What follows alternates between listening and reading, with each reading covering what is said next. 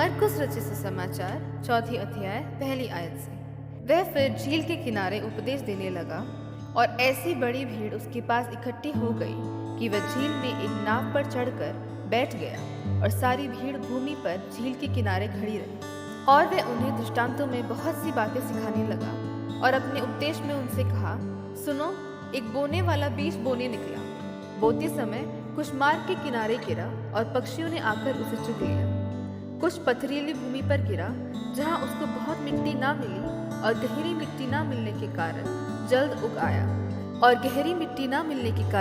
उग आया और जब सूर्य निकला तो जल गया और जड़ ना पकड़ने के कारण सूख गया। कुछ झाड़ियों में गिरा और झाड़ियों ने बढ़कर उसे दबा दिया और वह फल ना लाया। परंतु कुछ अच्छी भूमि पर गिरा और वह उगा और बढ़कर फलवंत हुआ और कोई 30 गुना, कोई 60 गुना और कोई 100 गुना फल लाया। तब उसने कहा, जिसके पास सुनने के लिए कान हो वह सुन ले। जब वह अकेला रह गया तो उसके साथियों ने उन 12 समेत उससे इन दृष्टांतों के विषय में पूछा।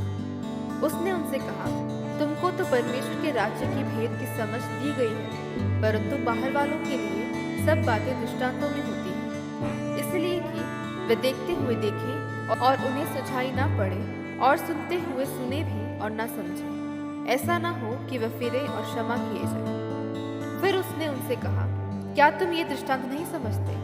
तो फिर और सब दृष्टांतों को कैसे समझोगे? बोने वाला वचन बोता है जो मार्ग के किनारे के हैं, जहाँ वचन बोया जाता है।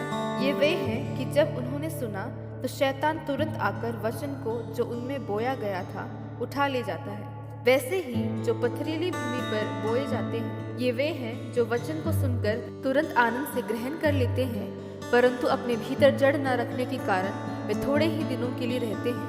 इसके बाद जब वचन के कारण उन पर क्लेश या उपद्रव होता है तो वे तुरंत ठोकर खाते हैं। जो झाड़ियों में बोए गए, ये वे हैं जिन्होंने वचन सुना और संसार की चिंता और धन का धोखा और अन्य वस्तुओं का लोभ उनमें समाकर वचन को दबा देता है और वह निष्फल रह जाता है। और जो अच्छी भूमि में बोए गए, ये वे हैं जो वचन सुनकर ग्रहण करते और फल लाते हैं, कोई 30 गुना, कोई 60 गुना और कोई 100 गुना। उसने उनसे कहा, क्या दिए को इसलिए लाते हैं कि पैमाने या खाट के नीचे रखा जाए? क्या इसलिए नहीं कि दीवट पर रखा जाए? क्योंकि कोई वस्तु छिपी नहीं, परंतु इसलिए है कि प्रकट हो जाए, और न कुछ गुप्त है पर इसलिए है कि प्रकट हो जाए। यदि किसी के सुनने के कान हो तो वह सुन ले। फिर उसने उनसे कहा, चौकस रहो कि क्या सुनते हो। जिस नाप से तुम नापते हो उसी से तुम्हारे लिए भी नापा जाएगा और तुमको अधिक दिया जाएगा, क्योंकि जिसके पास है उसको दिया जाएगा और जिसके पास नहीं है उससे वह भी जो उसके पास है ले लिया जाएगा। फिर उसने कहा, परमेश्वर का राज्य ऐसा है जैसा कोई मनुष्य भूमि पर बीज छींटे और रात को सोए और दिन को जागे, और वह बीज ऐसे उगे और बढ़े कि वे ना जाने।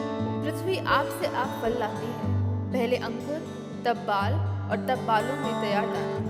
परंतु कुछ दाना पक जाता है तब वे तुरंत हंसियां लगाते हैं, क्योंकि कटनी आ पहुंची है। फिर उसने कहा, हम परमेश्वर की राज्य की उपमा किससे दें और किस दृष्टांत से उसका वर्णन करें? वे राई के दाने के समान है। जब भूमि में बोया जाता है तो भूमि के सब बीजों में छोटा होता है, परंतु जब बोया गया तो उगकर सब साग पात से बड़ा हो जाता है और उसकी ऐसी बड़ी डालियां निकलती हैं कि आकाश के पक्षी उसकी छाया में बसेरा कर सकते हैं। वह उन्हें इस प्रकार के बहुत से दृष्टांत दे देकर उनकी समझ के अनुसार वचन सुनाता था, और बिना दृष्टांत कहे वह उनसे कुछ भी नहीं कहता था, परंतु एकांत में वह अपने निज चेलों को सब बातों का अर्थ बताता था। उसी दिन जब सांझ हुई तो उसने चेलों से कहा, आओ हम पार चलें। और वह भीड़ को छोड़कर जैसा वह था वैसा ही उसे नाव पर साथ ले चले, और उसके साथ और भी नावें थीं।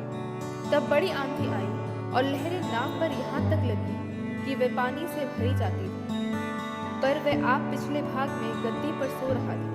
तब उन्होंने उसे जगाकर उससे कहा, हे गुरु, क्या तुझे चिंता नहीं कि हम नष्ट हुए जाते हैं? तब उसने उठकर आंधी को डांटा और पानी से कहा, शांत रह, थम जा। और आंधी थम गई और बड़ा चैन हो गया।